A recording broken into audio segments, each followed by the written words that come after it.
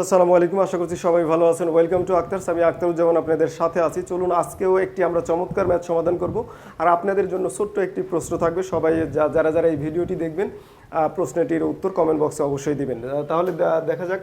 চলুন, ল্যাঙ্গুয়েজ একটু বেশি আছে ম্যাথটিতে, কিন্তু ম্যাথটি সহজ, সেটি আমরা একটু দেখে নিই। জেমি ও সুমি একই ব্যাংক থেকে একই দিনে 10% সরল সুদে আলাদা আলাদা পরিমাণ অর্থ ঋণ নেয়।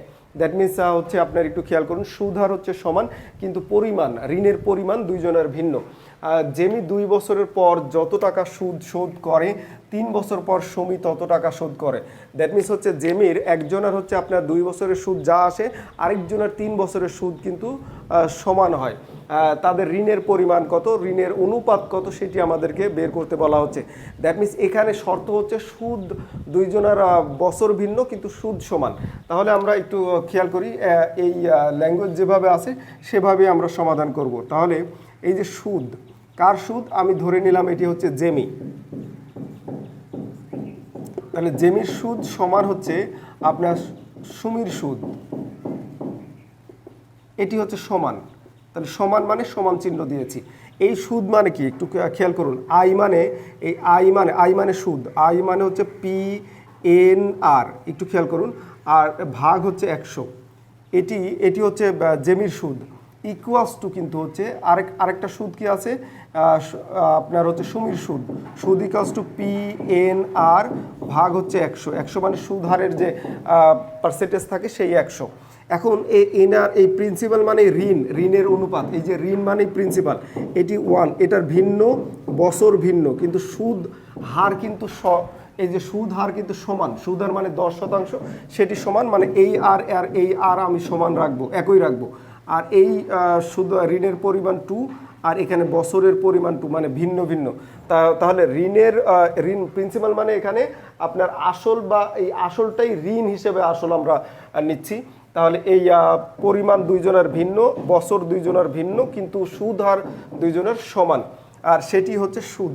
আমরা এখন এই আরটা মুছে দিতে পারি। এই আর মানে হচ্ছে সুদ, মানে হচ্ছে এই যে এই আই, এখানে আই, দুইজনের সুদ কিন্তু হচ্ছে সমান। এখন দেখুন আমরা ক্যালকুলেশন করব।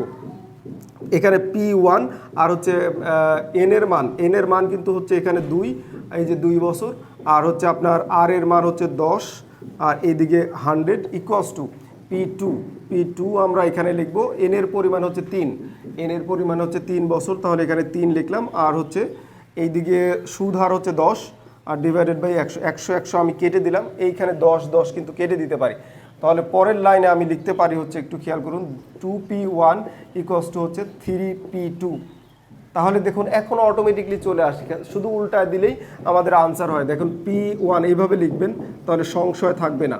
P2 ইকুয়ালস টুই কিন্তু হচ্ছে আপনার ক্রস গুণন করে মেলাবেন। এই দেখেন P2 মানে হচ্ছে এখানে 3P2, এই যে 3P2, তাহলে ক্রস গুণন করে মিলিয়ে দিলাম, আর এখানে 2, তার অর্থ হচ্ছে 3:2। এটি আমাদের উত্তর, 3:2 উইল বি দ্য আনসার। এখন এতটুক তো তারপরেও আমার কাছে মনে হচ্ছে যে বড় হয়ে গেল, কিন্তু এইটা কিন্তু যে আমরা এত লিখতে হবে না, জাস্ট এই সূত্রটাও এই ব্রেনে থাকবে, শুধুমাত্র ক্যালকুলেশন এতটুকু লিখেই আমরা এক লাইনেই কিন্তু আমরা বলতে পারি। এই যে এটা তো কেটেই গেল, তার মানে হচ্ছে 2P1 আর হচ্ছে 3P2, মানেই হচ্ছে উল্টায় দিলেই হচ্ছে আপনার 3:2 will be the answer here. কিন্তু আমরা আরও পরীক্ষার হলে আরও শর্টকাটে যেতে চাই। চলুন তাহলে দেখা যাক কিভাবে শর্টকাট করা যায়। লক্ষ্য করুন, এখানে আমরা একটা জিনিস একটু দেখতে পাচ্ছি যে এখানে দেখুন সুদ হার কিন্তু হচ্ছে আপনার একই হবে। সুদ হার যখন একই হবে তখন আপনার আই যেহেতু সমান, আয়ের মান যেহেতু PNR ভাগ হচ্ছে 100, এই আয়ের মান দুইজনের ক্ষেত্রেই হচ্ছে সমান, কিন্তু এখানে বছর ভিন্ন, আর এই P এর অনুপাতটা বের করা হচ্ছে। তাহলে 100 তো কেটে যাবে, আর এই যে আর এর যে 10% কিন্তু কেটে যাবে। শুধুমাত্র তাহলে হবে কি, হবে হচ্ছে এই যে 2 জেমি, দ্যাট মিনস জেমির হচ্ছে আপনার যে ইয়েটা আসবে, আপনার এই বছরটা আসবে, ইকুয়ালস টু হচ্ছে 3 সুমি। জাস্ট এতটুকুই আমাদের ব্রেনে আসতেছে। দ্যাট মিনস এটা উল্টায় দিলে আনসার অপশন যদি থাকে, আনসার অপশন থাকলেই কিন্তু just 3:2 will be the answer. কারণ হচ্ছে কি, আমরা যখনই আমরা এইটা পাই 2x ইকুয়ালস টু হচ্ছে 3y পাই, তখন x/y লিখতে গেলে জাস্ট উল্টায় দেব, মানে এক্সের ক্ষেত্রে এই 3 হবে আর হচ্ছে ওয়াইয়ের ক্ষেত্রে আপনার এই 2 হবে, এটি উল্টায় দেব, 2 হবে এখানে। কিন্তু যদি এইভাবে উল্টায় না দিই তখন আমরা এভাবে আসি, তখন কিভাবে আসি, x/y লিখে এই যে মিলিয়ে দেই, যেমন হচ্ছে ওয়াইয়ের সাথে 3 মেলাতে হবে, তাহলে এখানে 3, তাহলে ক্রস গুণন করলে হচ্ছে 3y হবে, আর এই এক্সের সাথে 2 হতে হবে, তাহলে ক্রস গুণন করলে 2, তাহলে মিলে গেল, তাহলে অনুপাত হলো 3:2, এটি আমাদের উত্তর হলো।